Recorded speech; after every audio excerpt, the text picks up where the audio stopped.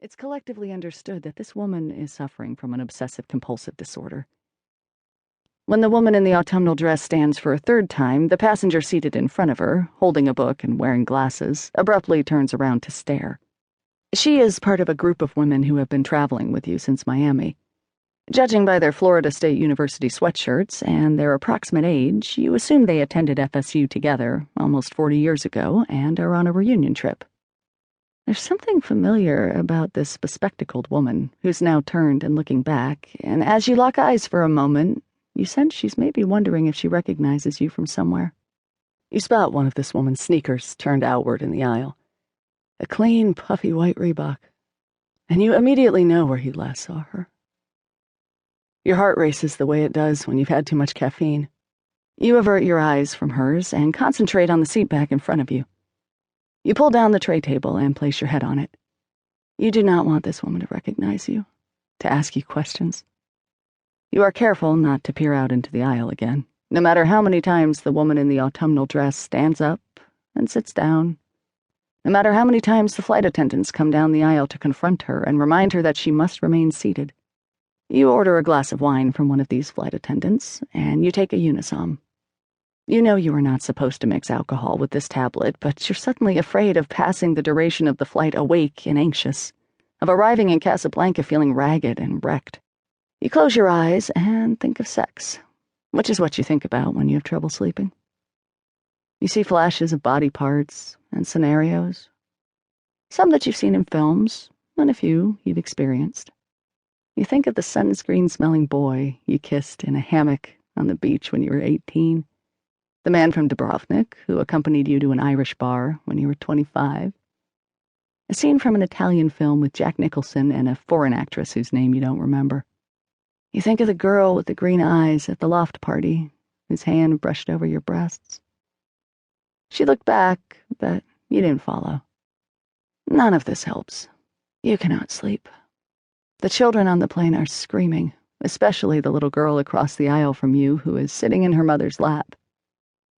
Her hair is braided into multiple plaits, secured with bows. Usually, girls in braids make you tender. They remind you of your own childhood, of how your mother came into your room every morning at 6 and wove your hair into 2 tight braids. At the ends, she tied bows out of short pieces of thick fraying yarn, usually red or yellow in color, to match your school uniform. She did all this while you slept because she needed to be at work before 7 a.m. Even if the strokes of her brush or the rapid motion of her fingers roused you, you were careful not to reveal you were awake. You knew she would be upset with herself that she had deprived you of sleep, so you kept your eyes shut and mimicked the slow breath of slumber. You attended an expensive all-girls school on scholarship, and not many of the other mothers worked, so she wanted to say to any mother who was watching, and they were always watching, "Yes, we are middle class. Yes, I work. But my daughter isn't the worse for it. Look at her neat, tight braids."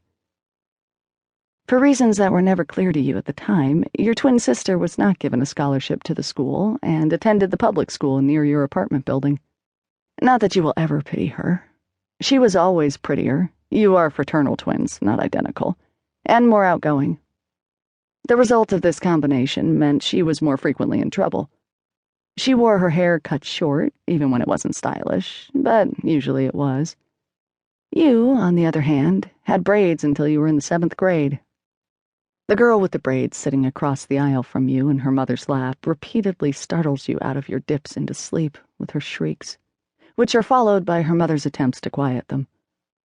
Her mother is almost louder in her soothing, as though to reassure everyone around her, "Look, I'm doing my best." You squint at her with judging eyes, though you know if you ever have children of your own, you will do the same. You will soothe too loudly. One thing you observed at your all-girls school: half of parenting is a performance for others. When the plane begins to descend into Casablanca, you organize your belongings inside your backpack. You will need to get off the plane without making contact with the FSU woman in the white puffy Reeboks. The businessman next to you wakes with 5 rapid blinks. He smiles at you, and you smile weakly in return because you are envious of the sleep he has slept. When the plane lands, it veers left, then right, and then finds its way into a straight line. Your fellow passengers roar with